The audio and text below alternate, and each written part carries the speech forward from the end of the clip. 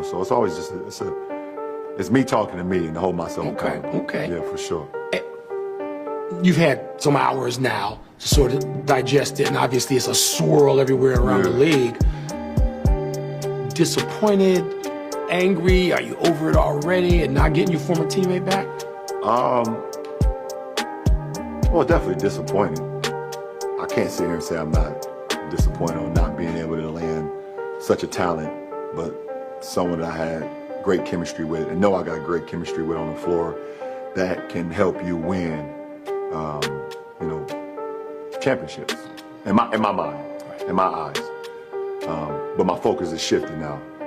My focus is shifted back to where it should be, and that's this club now, and what we have in the locker room. That's a quick pivot, LeBron. It's a quick pivot. Quick pivot. It don't take me long. It don't take me long. I don't get too excited about the possibilities of things that can be. I kind of envision myself on what it can, but I don't invest it all the way until I know it's happening. And when it does not happen, I'm back locked in on the job at hand. So, you know, we had an opportunity out there. Our names was out there. The Lakers' name was out there. We had an opportunity. Didn't happen. We move on, and we finish the season strong. Try to get a bid into the postseason, where I feel we go in healthy and we compete with anybody. Is health, I don't want to say the only thing. Obviously, there are factors in any time there's competition, but you feel if you guys are healthy, as is, you can make a run. I believe so. Health has been, since we won the championship in 2020, health has been on the wrong side of our franchise. And I believe, and I'm looking at the landscape of the league, we got some great teams, some great players. Guys are coming out and being amazing this year. And but I also feel confident in our ball club and our personnel that if we can be healthy and get enough games under us where we get some momentum and we get some chemistry, and we know, okay, this every single night we have this starting lineup, we have this rotation, we got guys that's filling in, and we know there's going to be nicks and bruises, guys going to be games off here, games off there. We understand that, but for the majority, if we can be healthy going down the late stretch of the season, we give ourselves a good chance. No team has ever asked a guy, forget 38, 34, probably past that. No team. I don't know that any sport in North America has ever asked a guy to do as much as the club needs you to do, as much as you're asking yourself. How long can that go on? You know? Well, I mean, for me, I'm trying to push the limit. What's the limit? I don't know. I hope I don't know. I hope I never see it. But it's what the job description requires of me. Until my job description is lower or less than, this is my job description. This is my job description. My job description is to do more and be productive at it. And I guess at this point, I wouldn't want to know other way. I said I wasn't going to ask this, but I am. Do you surprise yourself at this? I mean, I'm looking at some of these games, these 45-point, 49-point games. Does any of that at this point, knowing what you know, being the historian you are, you know every great player started to have a little nosedive, even if they were great occasionally at 35, 36, 37. They didn't do anything like this. Do you surprise yourself? I would say I do. I do. There's occasions out on the floor. I would say it's more sometimes like the back-to-back games or the third game in 4 nights, where sometimes I'll wake up and I'm like, oh, I ain't gonna make it tonight. I just feel it. I said, yeah, it's 20 years it got to me tonight. Ain't gonna be good tonight. And then I get out on the floor and I'm running past, 21-year-olds jumping higher than 23-year-olds. I feel real good on how I'm playing the game. Not only physically, but more importantly, just like mentally. I'm just so much more sharper now at year 20 than I was at year 10 or even year 15. I know how much you watch and respect the NFL. Yeah, for sure. So watching Tom Brady wasn't just like watching some dude to you. Right. The last few years, was it? I mean, you could connect. Do you guys talk at all? Do you? Yeah, we do. We actually have a really good conversation, and he was every time I would talk to him, I said, listen, you're my inspiration, man. Like, what you're doing, and seeing him, win the bowl, not too long ago with his first year in Tampa, that just gave me even more inspiration to keep going, and when he retired the first time, I was like, man, you just took a piece of me with you, man. What are you doing? What you doing? He said, this is it. And then when he came back, I was like, oh, that's all I needed. He gave me another push. So to see him call it quits, I hope we don't know. Is it for sure? Well, yeah. I mean, it seems like it seems like this is it for him. But hell of a ride, man. I love the guy, and he's been amazing. You still love this. You sound like I've been fortunate. I've been able to sit with you going back 20 years. I mean, this sounds like 15, 18 years ago to me. Your voice, your enthusiasm, your all-in nature. Yeah. I just feel so good about the game. I feel like I owe it to the game. As long as I could go out and still play it at a high level, I feel like it's important for me to continue to inspire the youth, continue to inspire my teammates, try to inspire myself. And I still have championship aspirations. I feel like the way I can play the game right now and the way I can go out and dominate the game right now can still contribute to lifting that Larry O'Brien trophy.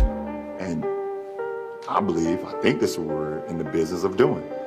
I'm in the business of trying to win championships, and I want to be in a position to do that. Watching Victor Wembanyama, and it's great to hear. When I see that reaction from you, that says so much. Have you had a chance to advise him? What would you tell him about what he's about to encounter? Because there ain't but a couple of people who've ever encountered what he's about. And it's still different in this social media age. You didn't have that 20 years ago. But what would you tell him? One, the most important thing, stay true to the game. And the main point of anything, give to the game. Work your butt off.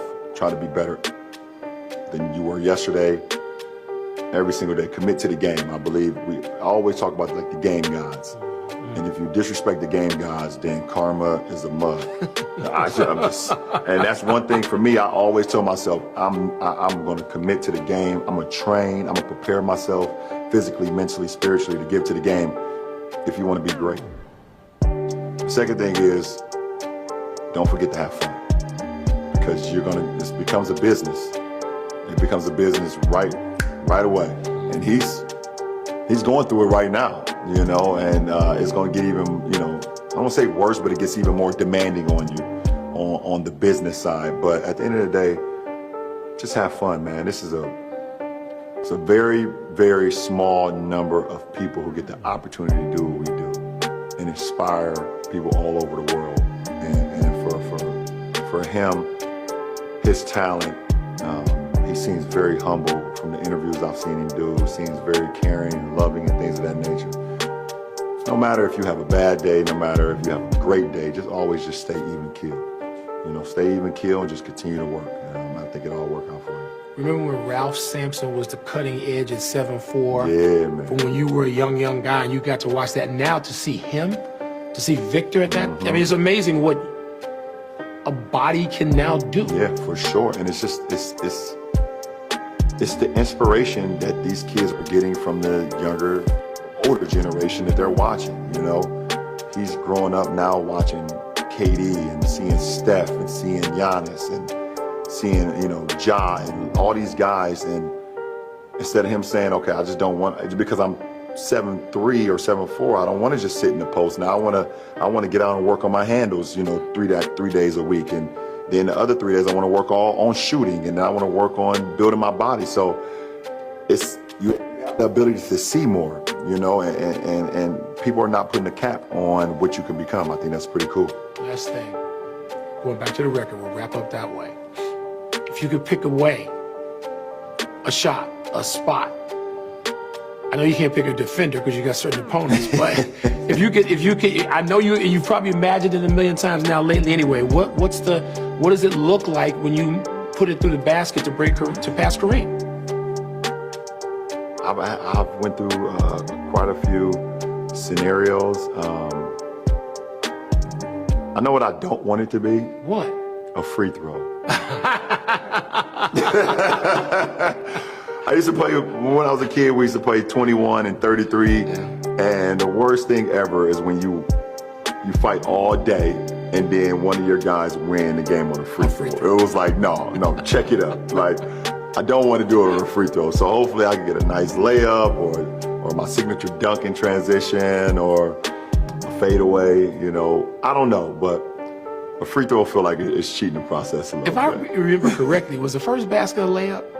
My first basket was actually a jumper. It was a jumper, okay. It was a baseline fadeaway jumper. Yep. You're like a golfer. You remember every golfers and boxers are the only people who remember every single play, and you do. Yep.